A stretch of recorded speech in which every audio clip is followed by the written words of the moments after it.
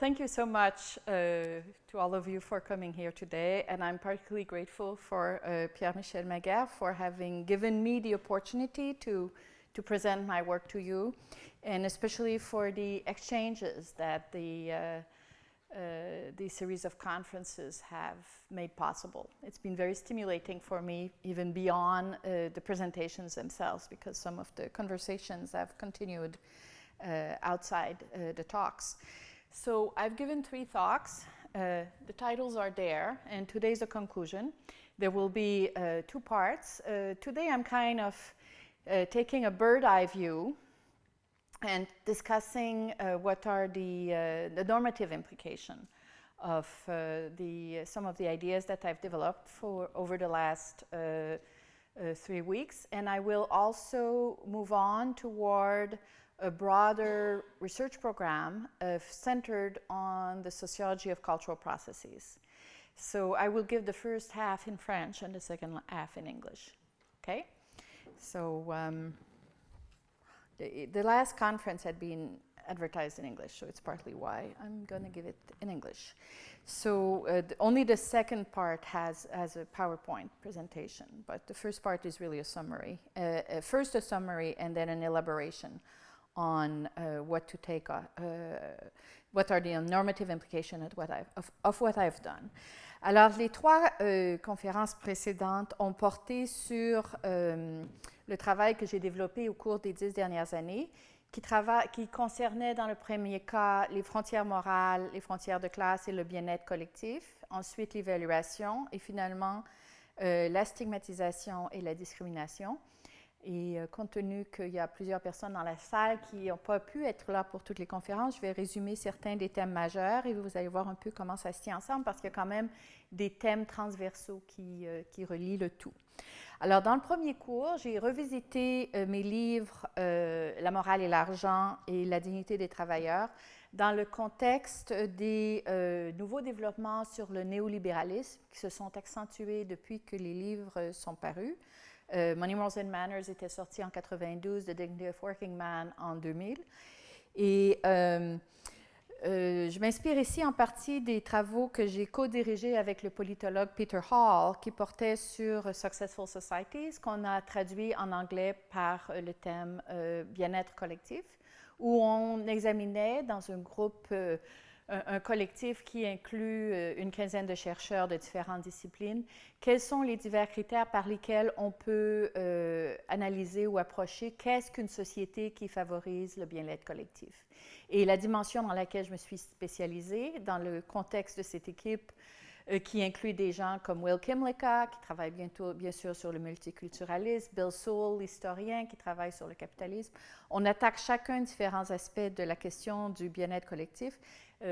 Ma spécialité, c'était comment créer des frontières de groupe qui soient plus perméables et qui permettent la reconnaissance de plus grand nombre de personnes, de minorités ethno-raciales, etc.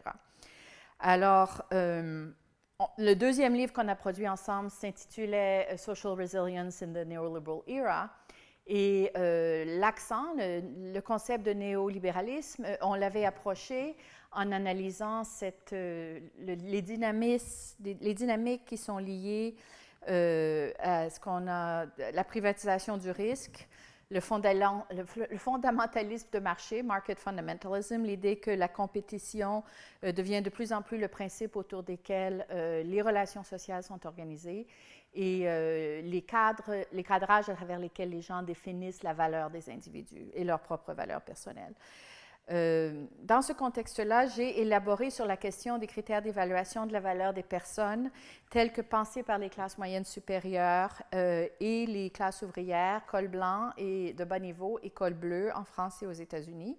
Et j'ai montré comment les frontières de classe et les frontières raciales sont transformées par la diffusion de répertoires d'évaluation qui sont liés au néolibéralisme. Et dans le contexte de la société française, j'ai décrit rapidement un article que j'ai rédigé en collaboration avec Nicolas Devaux, où on a soutenu que le succès économique et professionnel est devenu, dans les dernières décennies, une mesure de la valeur encore plus importante qu'elle ne l'était au moment où j'avais conduit mes interviews pour les deux livres, au début des années 90, et que ça a des effets néfastes pour tout le monde, mais en particulier pour les pauvres et pour les membres des classes ouvrières qui sont davantage susceptibles de se voir comme des losers sous l'influence du néolibéralisme. C'est-à-dire que les critères alternatifs d'auto-évaluation ont été progressivement marginalisés. Avec la privatisation du risque, la solidarité vis-à-vis de ceux qui sont vulnérables décroît et les classes moyennes sont de plus en plus susceptibles de reprocher aux pauvres leur bas statut et leur manque d'autonomie, et plutôt que de se voir comme ayant des responsabilités par rapport aux plus démunis. Alors, on décrit dans cet article qui est paru l'année dernière dans French Politics, Culture and Society comment la transformation des frontières symboliques dans la société française a mené à une plus grande stigmatisation des pauvres, entre autres. Alors, dans les diverses recherches que j'ai discutées dans cette première conférence, j'en déduis qu'il y a deux grands défis normatifs et politiques devant nous. L'un, c'est la promotion de liens de solidarité et le maintien de plurarchie et d'hétérarchie dans nos critères d'évaluation. Alors, si de plus en plus les pauvres se définissent comme losers, il faut être bien conscient qu'il y a de plus en plus des critères d'évaluation de la valeur des gens qui sont de plus en plus fortement institutionnalisés plutôt, qui mettent l'accent sur les critères de performance sociale. Alors, ces deux tâches qui sont devant nous pourraient mener à davantage d'inclusion sociale, et cette inclusion sociale est un des marqueurs du bien-être collectif. Alors, au cours de la dernière année, j'ai eu l'occasion de m'impliquer dans un grand projet de recherche que la Robert Wood Johnson Foundation a lancé aux États-Unis. C'est une des plus grandes fondations qui supportent les travaux en sociologie de la santé. Et soudain, ils ont demandé à David Williams, qui est un expert sur les questions de santé chez les Noirs américains, de faire un projet sur pourquoi est-ce qu'il y a une telle disparité entre les groupes raciaux au niveau de la santé. Et ils se sont dit, bon, mais health is where you work, you shop, you reside, you play. Alors, ils ont décidé que si on attaque les questions de santé quand les gens sont malades ou ils sont morts, c'est trop tard. Alors, il faut donc repenser la question, et ils ont lancé un grand programme qui s'appelle Cultures of Health. Et leur but, c'est justement de se poser des questions. Comment est-ce, non seulement, ce n'est pas une question simplement de dire aux gens qui fument ou aux gens qui ne font pas d'exercice, faites de la bicyclette, mais c'est beaucoup plus d'essayer de comprendre comment créer des sociétés qui vont rendre la solidarité sociale plus centrale. Alors, ils ont demandé à une collègue, Mabel Mirazin, et à moi-même de lancer un numéro spécial de Social Science and Health qui va amener à l'attention de la communauté des gens qui travaillent sur les questions de santé, comment est-ce qu'on mobilise pour la solidarité sociale, quels sont les mouvements sociaux qui peuvent amener à une plus grande solidarité sociale, etc. Alors, c'est des développements très intéressants qui ont été inspirés en partie par le programme Successful Societies, et qui est tout à fait, je pense, en lien avec ce qu'on a essayé d'implémenter. Nous, notre point de départ, c'était de dire les épidémiologues étudient the wear and tear of everyday life, la notion de allostatic load, comment l'inégalité, ils utilisent le terme rentre sous la peau, gets under the skin, et souvent les gens qui travaillent sur ces questions-là n'ont pas ce qui caractérise notre groupe, c'est qu'on est des experts dans l'analyse culturelle et dans l'analyse institutionnelle. Alors, pour essayer de comprendre un peu mieux comment ces processus se diffusent, on essaye de travailler avec eux pour essayer de redéfinir un peu quels sont les thèmes de discussion. Et cette question des frontières très fortes qui sont créées par rapport aux pauvres et aux Noirs dans le contexte américain est vraiment au centre du défi auquel on fait face, dans la mesure où les classes sociales vivent de plus en plus de façon isolée et la classe moyenne supérieure se sent de moins en moins de responsabilités envers les autres classes sociales, puisque de toute façon, il y a très peu d'occasions, très peu de contextes où les gens sont en relation, les gens avec les autres. Les gens de la upper middle class vivent dans des suburbs où les écoles de très bonne qualité sont concentrées, et il y a une privatisation de l'éducation qui fait que la segmentation de classe et la segmentation raciale a beaucoup augmenté au cours des dernières années, comme le démontre un certain nombre de travaux démographiques. Alors, vous voyez ici comment la question d'évaluation est quand même assez centrale aux questions qui étaient au centre de la première conférence, de ces frontières morales et frontières de classe et frontières raciales. Dans la deuxième conférence, j'ai aussi attaqué les questions d'évaluation et critères, mais cette fois-ci en mettant l'accent sur le milieu de la recherche et plus spécifiquement sur l'évaluation par les pairs. Aux États-Unis d'abord à travers le livre How Professors Think qui est sorti en 2009, puis dans divers contextes nationaux où les conditions de possibilité de l'évaluation varient. Alors l'idée de base, c'était de dire quelles sont les conditions de possibilité de l'évaluation par les pairs telles qu'on la connaît aux États-Unis. Une des réponses a été quel est le type de soi qui est formé par le système dans lequel les universitaires américains fonctionnent. Alors, et quelles sont les règles coutumières dont on se sert pour faire ce type d'évaluation. Un des arguments principaux du livre, c'est de dire la délibération démocratique est centrale. Après avoir publié le livre, j'ai analysé les conditions de l'évaluation universitaire dans d'autres contextes, comme par exemple le contexte chinois, où il y a des membres du parti qui sont toujours sur les comités d'évaluation. Alors, dans ce contexte-là, c'est sûr que la notion de délibération démocratique ne peut pas être au centre de l'évaluation par les pairs. Alors, il y a toutes sortes de paradoxes qui se posent, que l'on regarde même dans le contexte français, que j'ai analysé un peu après la sortie du livre, où en 2009, à la suite des réformes de Valérie Pécresse, il y avait la CGT qui avait publié des déclarations, avait même voté que le principe d'évaluation était une atteinte à l'autonomie des universitaires.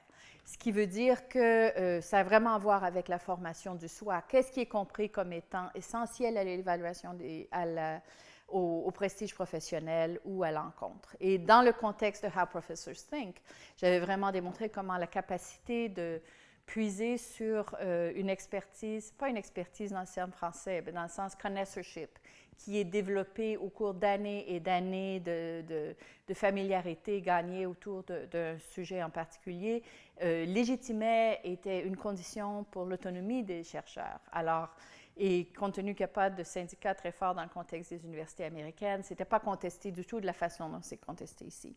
Et ces différences étaient liées non seulement à la présence d'institutions telles les syndicats français, mais aussi le type de concept de soi que les chercheurs peuvent développer dans le contexte de leur de formation doctorale, par exemple. Parmi les règles coutumières que j'avais décrites, il y avait la notion de pluralisme méthodologique, de pluralisme disciplinaire. Alors ici aussi, la question de la plurarchie des critères d'évaluation est très centrale. Et j'ai suggéré qu'il faut bien comprendre comment différentes disciplines brillent sous différents feux. Et ça, c'était une condition essentielle au développement pluraliste des sciences sociales dans le contexte américain où la science économique est vraiment maintenant dans une position d'hyper-hégémonie. Alors, et j'ai aussi écrit How Professors Think peu après que le président de Harvard à l'époque, Larry Summers, avait déclaré publiquement que la science économique était la science supérieure parmi toutes, parmi les sciences sociales, et ça avait créé beaucoup de protestations compte tenu justement que le rôle d'un président de l'université, c'est de maintenir un certain pluralisme. Alors ça, c'est vraiment le programme normatif qui est derrière How Professors Think, une notion de pluralisme méthodologique et de pluralisme disciplinaire de telle façon à ce que different disciplines shine under different lights. Et dans un contexte où, par exemple, la sociologie ou la science politique sont de plus en plus soumis, ça vient de s'éteindre, peut-être que vous pouvez aller chercher le monsieur en charge du vidéo. Il a disparu. Qu'est-ce que j'allais dire? Enfin, si on utilise comme critère d'évaluation, par exemple, les critères dont les économistes considèrent de plus en plus comme étant les critères uniques, ça veut dire qu'il y a un mouvement progressif vers un agenda de recherche pour les sciences sociales et pour la sociologie et la science politique en particulier, qui vont vraiment être à notre désavantage. Je ne sais pas pourquoi ça s'est éteint tout à coup.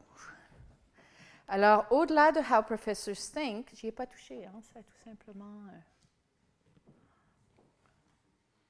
Je vais continuer. Alors, au-delà de How Professors Think, j'ai aussi essayé de développer un programme plus général en sociologie de l'évaluation, en travaillant de concert avec des chercheurs nord-américains et européens qui s'intéressent à la question.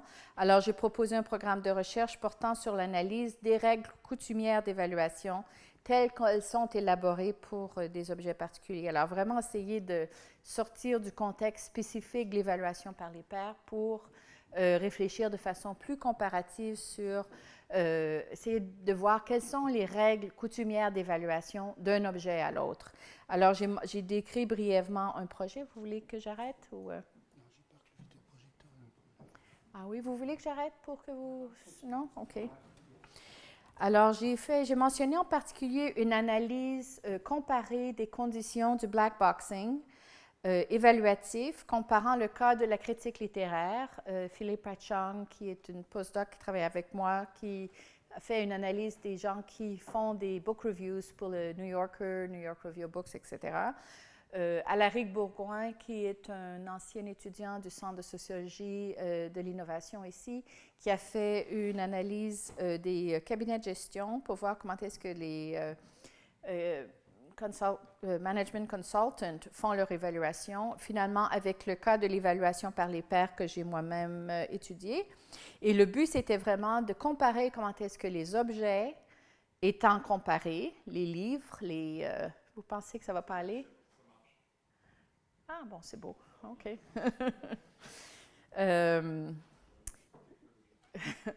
Que l'on fasse de l'analyse de conseils de gestion, l'évaluation d'œuvres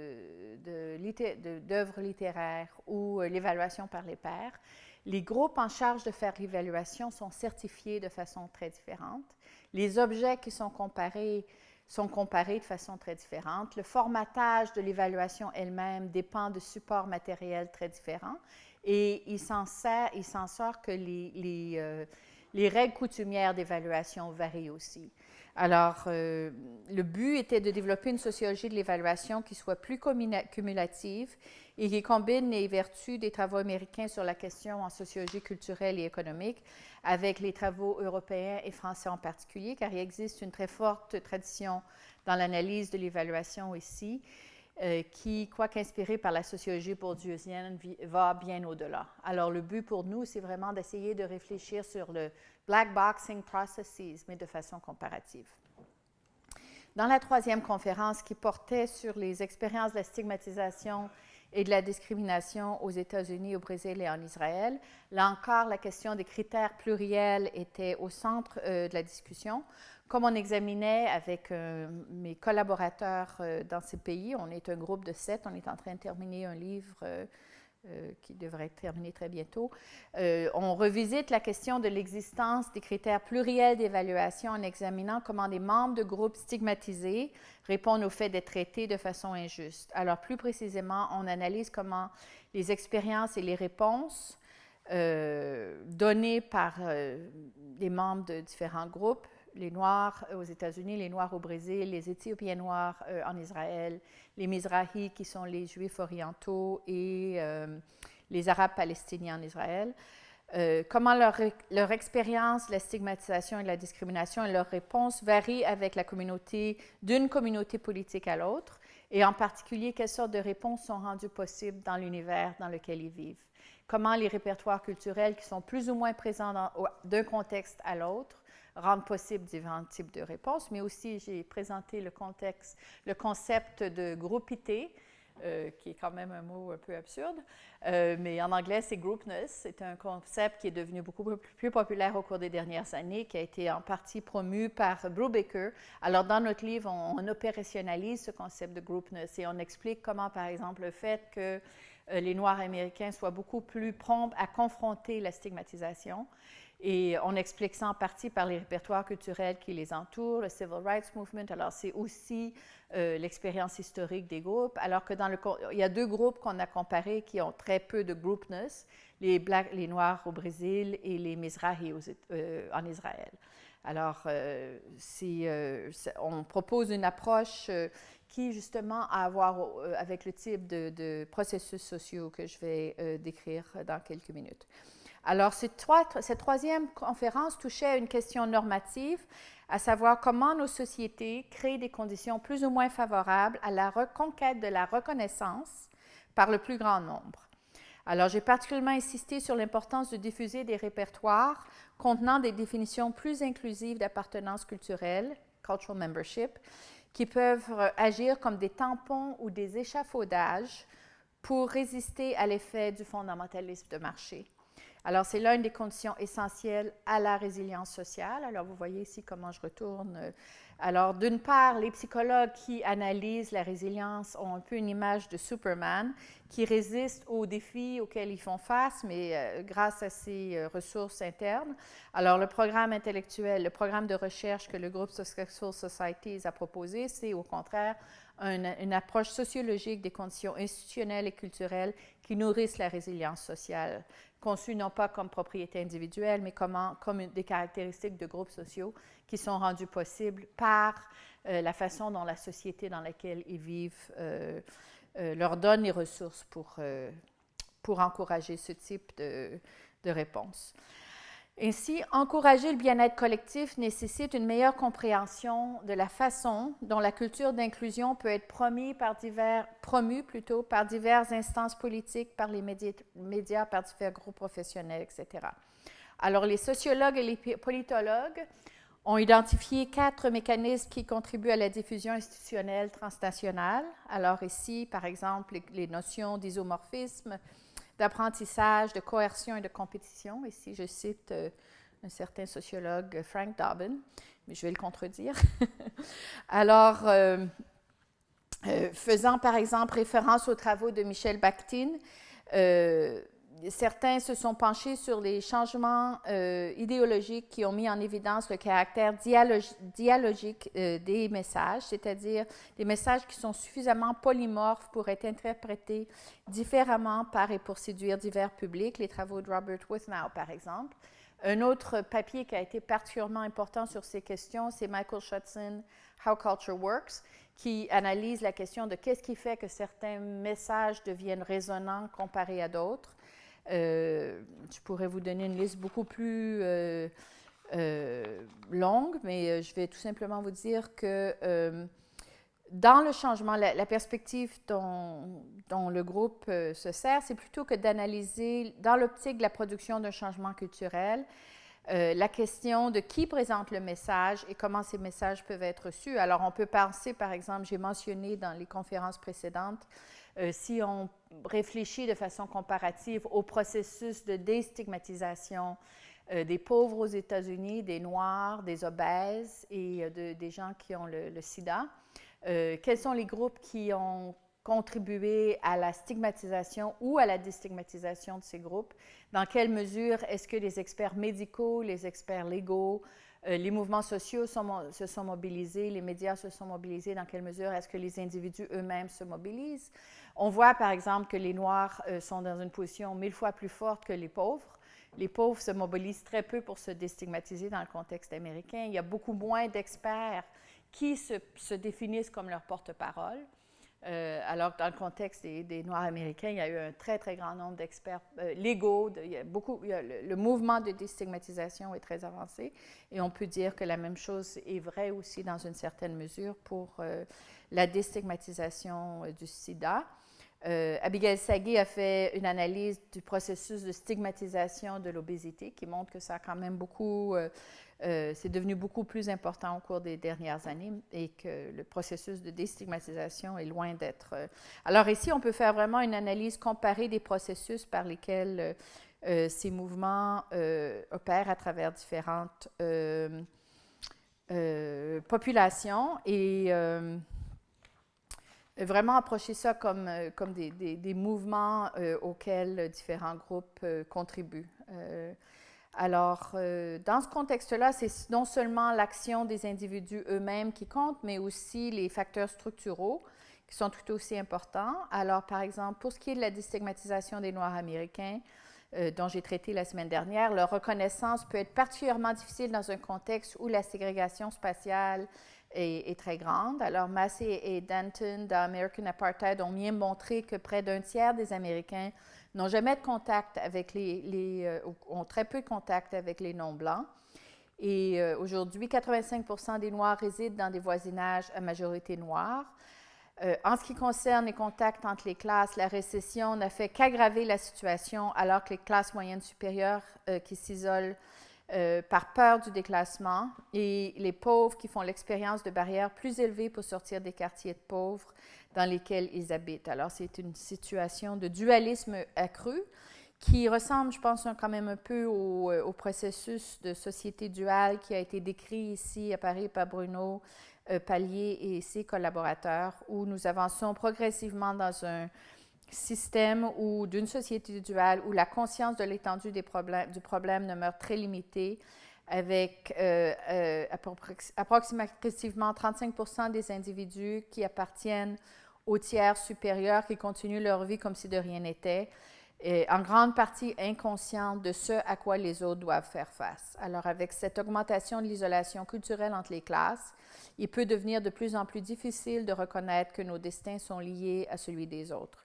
Et une très grande méfiance se diffuse rapidement dans un contexte d'isolation parmi les moins favorisés et qui d'ailleurs se blâment de plus en plus eux-mêmes pour leur situation. Alors, par exemple, il y a des travaux récents sur les gens qui sont en chômage de longue durée qui montrent bien à quel point ils ont internalisé leur faillite plutôt que de trouver dans leur environnement l'explication pour ce qu'ils vivent. Alors, dans ce contexte-là, je pense que c'est particulièrement important de revisiter la question de comment pousser les institutions et les producteurs culturels à s'attaquer au problème de la marginalisation, de la stigmatisation et des façons de rendre les frontières entre groupes plus perméables. Alors, comment peut-on élargir la définition de la citoyenneté culturelle, le filet associatif des concitoyens valorisés? Quels outils les travaux des sciences sociales nous offrent-ils pour penser à ces questions? Alors, une question complémentaire d'égale importance est de repenser l'inégalité de façon à saisir tant cette dimension distributive, qui a été, par exemple, très publicisée au cours de la dernière année par les travaux de Piketty, que leur dimension de reconnaissance, qui est vraiment la dimension qui m'intéresse. Alors, on peut vraiment reconceptualiser les phénomènes d'inégalité comme ayant les deux faces de Janus, qui seraient la distribution de ressources et la reconnaissance.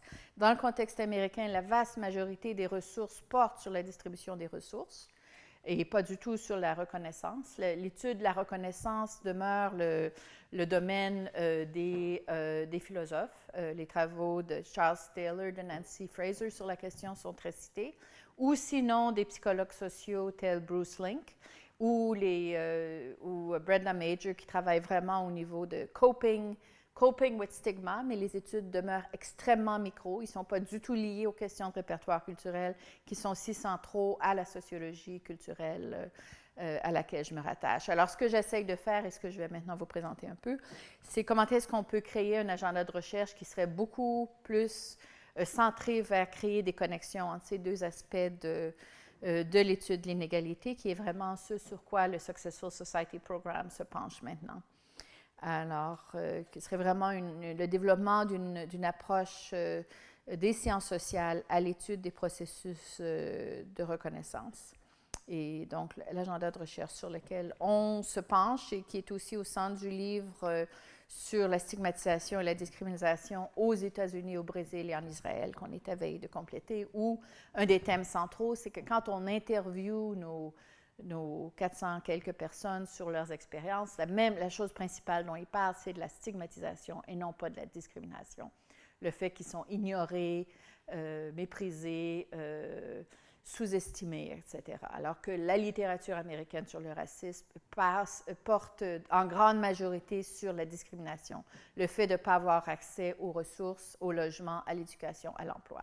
Alors, un des thèmes centraux du livre, c'est vraiment qu'il faut rééquilibrer l'analyse de l'égalité de façon à ce qu'on mette autant d'emphase sur ces processus de stigmatisation qu'on en met sur les questions de distribution. OK. Alors, comme vous voyez, Michèle Lamont, she's had a kind of a normative turn. She's asking, what are the changes? How should we tackle these questions now? not only so that we can have a social science that is more responsive to the social problems that disadvantaged groups face. So it's a question certainly of reorienting fundamental social research on inequality, which is extremely important to me, but also thinking about how to engineer societies where recognition is available to a much wider range of people. So at one of the conferences I mentioned walking out of the subway in San Francisco and seeing a huge, public announcement panel celebrating gender diversity, Rainbow Nation, and what difference it makes to have a society where this is done, and where, for instance, the question of gay marriage or gay adoption is really, it's in the process of this. The status of gay is clearly in the process of being destigmatized, as we've seen. This is the kind of processes that we want to try to understand better, how these destigmatization processes occur.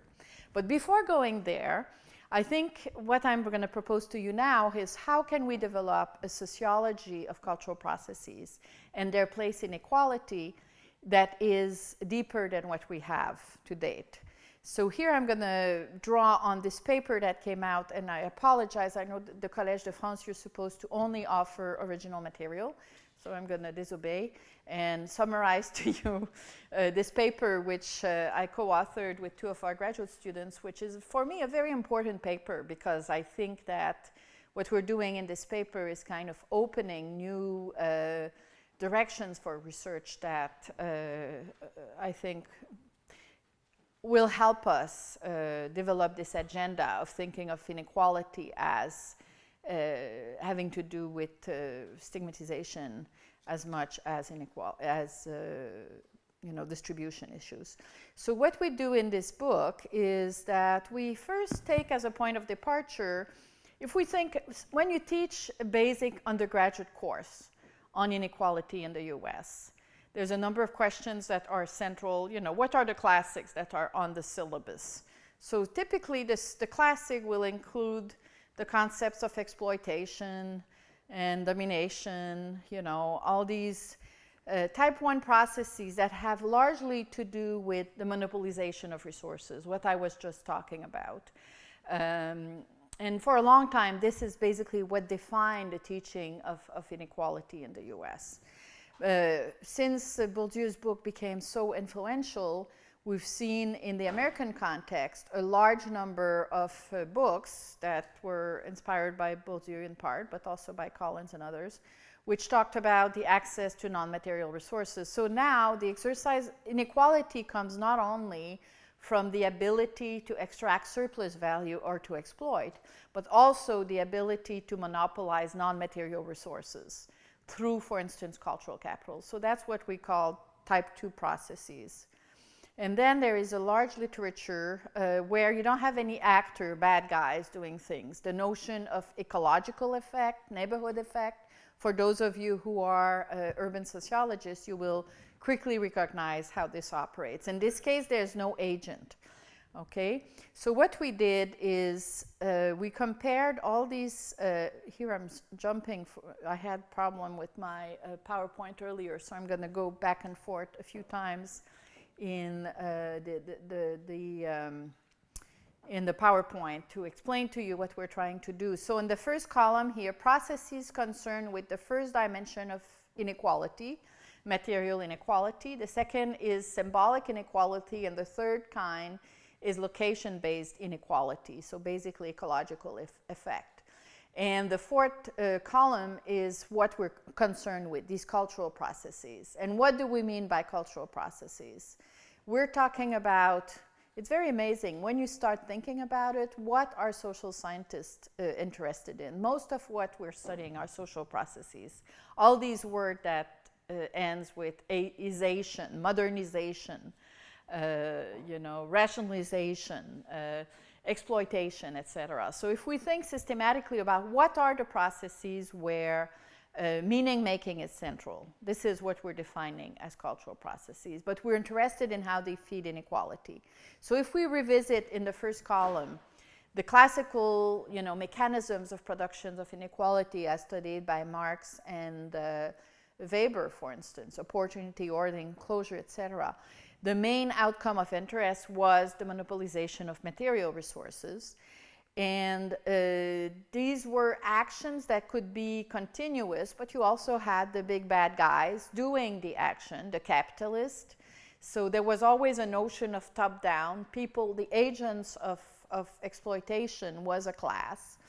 And so you had a dominant party, and that dominant party often was described as doing it intentionally, and the action was determinist. So in those frameworks, there's always the notion that culture does not really matter that much. What really matters is who gets what, right? In American sociology, you have a number of classics like Domhoff. It's all about who gets what. Now, with what I could describe as the Bourdieusian turn, the focus is then put on symbolic inequality. So how inequality is generated now is through symbolic violence, self-relegation, distinction, and the purpose is the monopolization of non-material and material resources. Similarly to the type 1, you have ongoing and discrete action, and you have a dominant party, a dominant class. So there's a lot of similarities, but the means through which inequality is produced is quite different. And the third case, we just put it there in part because I'm in a department full of people who study neighborhood effects, so people like Bill Wilson and others. So we said, well, let's put it in there. And what you see here is basically, the inequality. The poor are poor because of the environment in which they live. So the agency is much less crucial. The cultural processes that we're interested in are very, very different. So to go back, what inspired this for us is a series of papers, which are listed here, which all have to do with various kinds of cultural processes where intersubjectivity is central. And they are all ongoing processes that are co-produced by dominance and dominated people. They're also the results, the state, bureaucracies, there's the role of organization and bureaucratic structures in the institutionalization of these changes. So we wanted to think about what these various kinds of processes have in common, and do they feed into inequality in a way that could be described as similar to these type 1, type 2, and type 3 that I just described.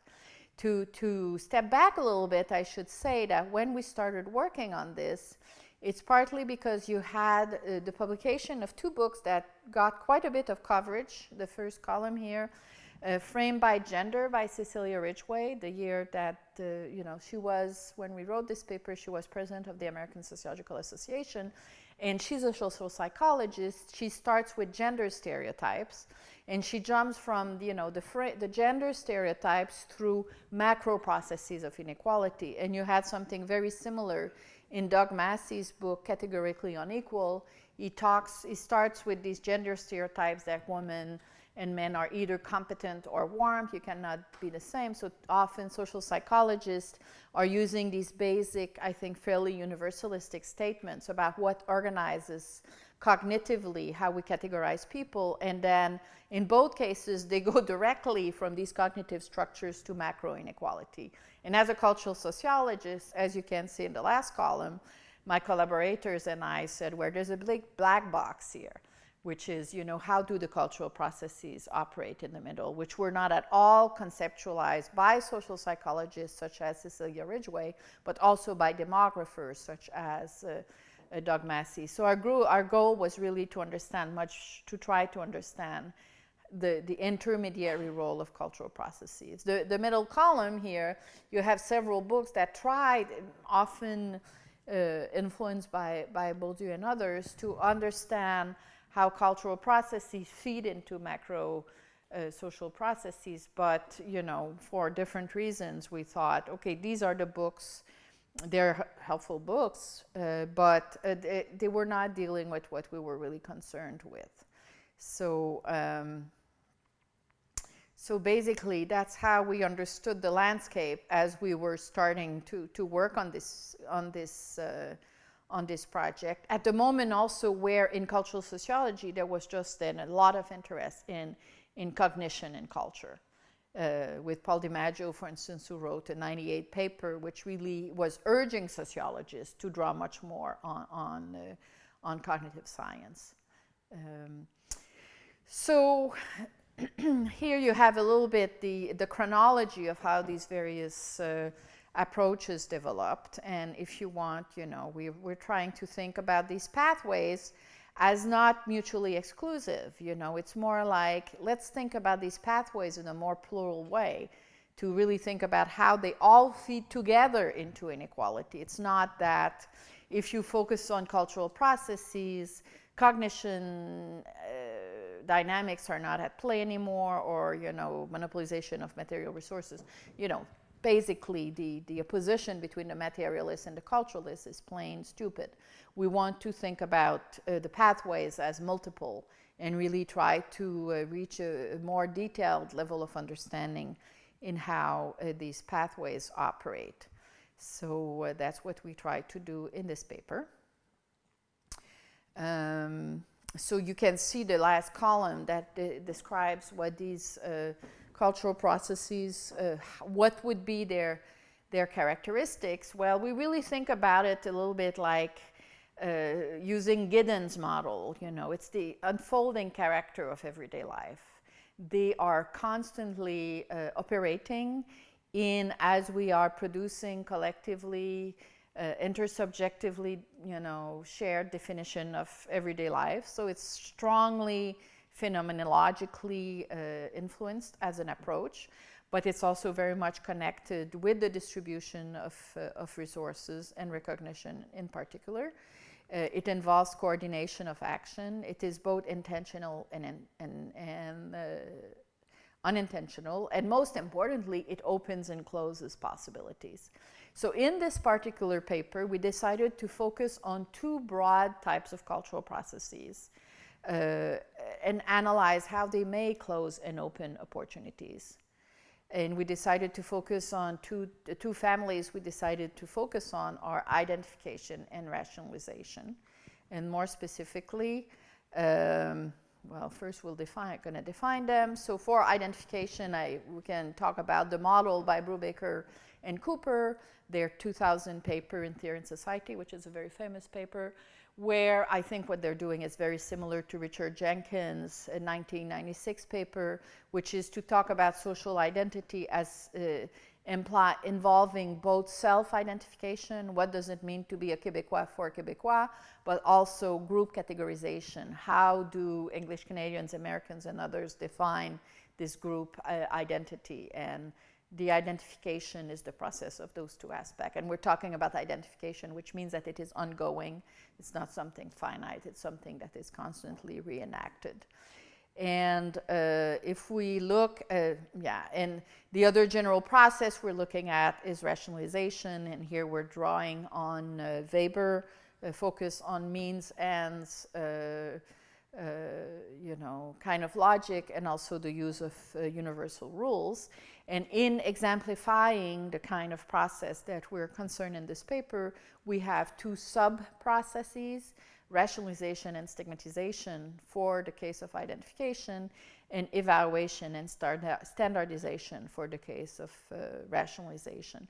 And what most of the paper does is really to describe in detail how these processes operate, to show how they both open and close possibilities for groups, and how they feed into the other types of type 1, type 2, type 3 that I described earlier. I'm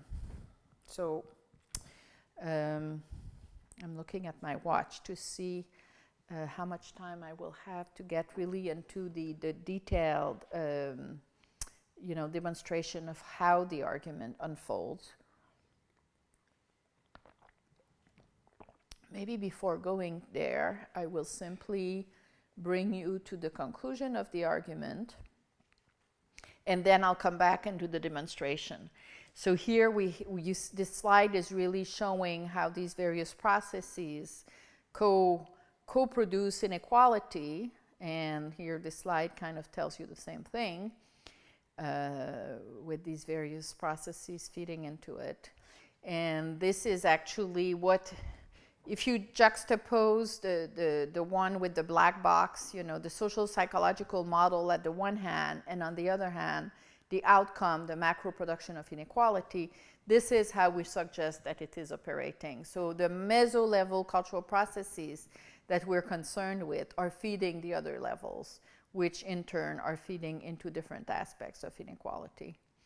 It's a little bit cybernetic and systemic in general. I really hate these models that have arrows and stuff, because I feel like they lack any notion of context. But so to come to the conclusion, it is really the normative question that I develop in the first part of the talk, which is to say, okay, if we are developing a sociology of recognition that is really about how to maximize the number of people who can be given full or recognized full cultural citizenship, what kind of social changes are needed? And we're talking here about the last row here, public awareness campaign to address stigmatization, for instance, gay pride manifestation. The first case is the case of food stamp in the US, which is a case of a means-tested policy for redistribution toward the poor, which is highly stigmatizing, because people, unlike other policies such as allocation familiale here, which are universalistic, we can, systematically compare ways of addressing poverty and to see which are stigmatizing or not. And in at least the American context, the question of whether or not redistributive policies are stigmatizing is never ever raised. It's like the notion of stigmatization simply is not part of the landscape. Okay? It's always about distribution of resources, never about stigmatization. And then I mentioned the case of the research by Irene Blumrad, who shows, looking at Toronto, for instance, no, actually she used Kim Licka's multicultural policies index and shows that societies which include most multicultural policies, for instance, teaching languages to immigrants, making various resources available to them so that they will feel valued and, as valued members of the community. She systematically looked at how a number of societies vary along these lines and the extent to which immigrants want to run for elections, for instance, and showed that societies that have more multicultural policies are also societies where immigrants are more cognitively and emotionally invested in the host societies, as manifested, for instance, in the fact that they're more willing to run for local elections. So, that's the normative takeaway. To reconnect to the first half of the talk, but now I'm going to step back a little bit and talk to you about how these processes operate and what we're talking about here when we're talking about them.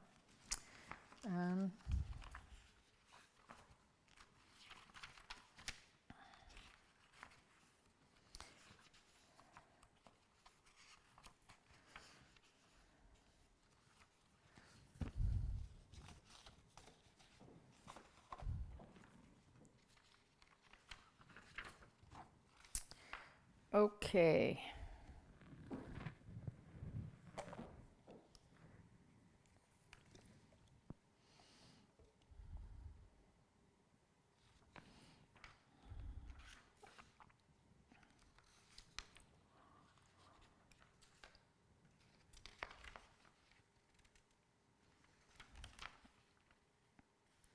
Okay, so I've summarized what I meant by identification. And I'll give you two examples, the case of rationalization and stigmatization. And now you know that what I'm doing in developing this is I'm reconnecting with some of the studies that I've talked about already. So stigmatization and racialization are really the central concept of the book, the collaborative book on Israel, Brazil, and the US. So we're drawing here a lot on the material from this book. So rationalization is the process by which Social markers or biological and phenotypic differences between human bodies are imbued with significance by social actors. So it's really a process of constructing intersubjective agreement.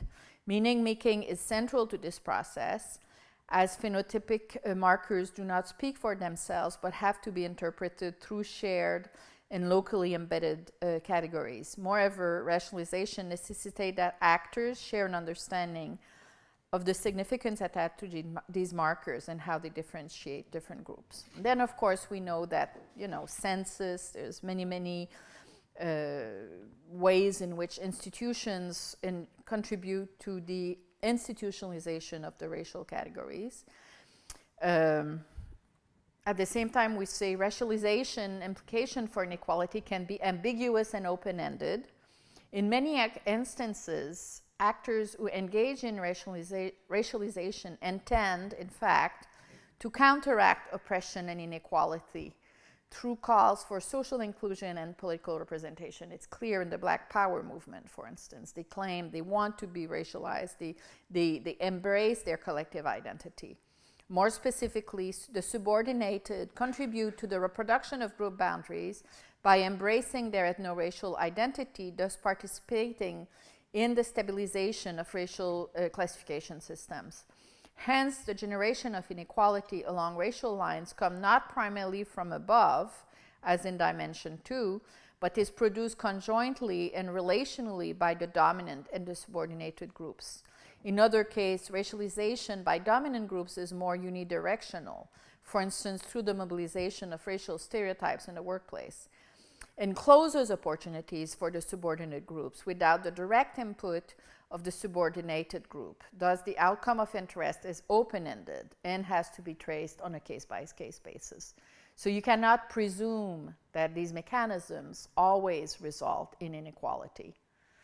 Okay, life is unfolding and it opens and closes possibilities. So just en passant, you can see how this framework is radically different from a Bourdieusian field analysis, right? You don't start with a zero-sum assumption. Whether you have concentration of resources is always open-ended. So a body of social psychological literatures has uncovered the cognitive process that enable the cultural categories of race to be socially meaningful. So here we come back to Doug Massey, who shows how often unconscious cognitive classification of groups along racial lines has resulted historically, such that discriminatory lending practices and de facto segregation has taken place. So you have, many examples of sociologists to talk about such racialization process and how they have led to the monopolization of resources through, for instance, discriminatory housing practices, which we offer as an example of how it opens and closes possibilities. Through racialization, individuals and groups are being not only sorted out, but also put on different paths for accessing material and non-material resources, often through the impact of apparently neutral institutions. In this case, in this sense, cultural processes such as racialization are preconditions for inequality that results from the process most often considered in dimension 1 and 2. However, because racialization often results in a devaluation of certain categories of individuals, it also acts as direct resources of inequality in itself, that is, misrecognition. And the same is true for stigmatization. So that's the kind of demonstration. Here we refer to Wendy Roth's work, which shows how categories, the opposition between blacks and whites, which is so central in the US, is transported to Puerto Rico and the Dominican Republic by immigrants who go back. So it's really a study about these racialization processes in a transnational context. Then we deal, I'm not going to have time to deal with the four processes, but basically stigmatization. I mentioned earlier Abigail Sagi's book, which does kind of the same for the case of stigmatization of fat, and she describes the process by which it came to be stigmatized. But those who are stigmatized can also be the dominant. We mentioned the book of Leslie McCall, The Undeserving Rich, which shows how, in the context of a concentration of riches in the United States, or even in my book, Money, Morals, and Manners, how the upper half can be stigmatized for various reasons. So, and then we turn to the processes of rationalization. And so I've briefly defined, I said that we're drawing on Weber's mean-end orientation and the application of universal and impersonal rules. And then we examine the wonderful book by Steve Epstein on standardization. Here, we don't have it. Oh yeah, here you go. Which is, they define standardization as the construction of uniformities across time and space through the generation of agreed upon rules on the part of social actors. So it is a process in everyday life which frequently has unintended consequences. So the construction of uniformities become habitual and taken for granted once the agreed upon rules are set in place and codified into institutional and intersubjective scripts. This process of standardization is part and parcel of the rationalization and bureaucratization of society. And then we have multiple examples of how the adoption of such standardized rules has then led to greater inequality. The case of Neckerman's study of how the low-income populations of Chicago came to be really disadvantaged after standardized testing was adopted because, low-income blacks in particular were not very well prepared. So it's a case of an unintended consequence, but the adoption of standardized rule has led to growing inequality. But you cannot understand how this happened without first considering the standardization processes that feed into, again, type 1 and type 2 inequality. And finally, we consider evaluation, cultural process that concern the negotiation, definition, and stabilization of value in social life. And we review a number of studies about how this operates. And you have the same notion that evaluation can show how universal principles and formal criteria of evaluation can, open and close possibilities. So here, while one of the conclusions is while cultural processes operate, and that's really like, here we're at the level of fundamental sociological theory, operate in micro-level interactions between actors through the application of meso-level scripts and frames, they are also instantiated at the meso-level through the practice of organizations, firms, and institutions who are actors themselves. And this, in turn, this meso-level feed into macro inequality.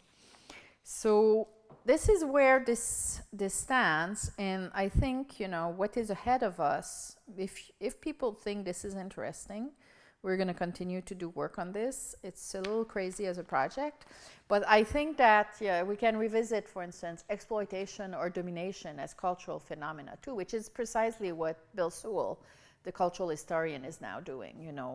When I started in sociology, we always, those of us who started when Marxism was still influential, we always thought of these phenomena as economic in last instance. But now we can really revisit them to really think about them in terms of this kind of multi-dimensional production of inequality that operates not only through processes of monopolization of resources, but also through the structuration of reality in such ways that resources and legitimacy and recognition get channeled differently through different pathways. So really trying to complexify how we think about the pathways of inequality, a little bit along the lines of what we're trying to do here. So just to go back to Bourdieu, since for me, as I was a student here, that's a little bit where I started, And one of my main criticism of Bourdieu was always that I thought he had an extremely flat understanding of the concept of the self, that he thought, essentially he was a Hobbesian, man is a wolf for man, and I was interested in trying to think about reality as a much more multi-level, animal. I think to think about mechanisms of production of inequality as open-ended, as sometimes resulting in the monopolization of resources and sometimes not, is much more in line with the kind of social science that is more attuned to the semiotic aspects of social life, where we look at not only processes of definition of reality, but also processes by which intersubjective agreement gets to be built and crystallized and institutionalized.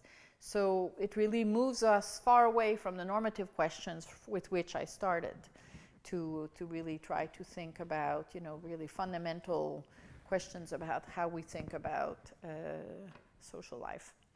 So I think I will stop here for now. I think that's enough for today.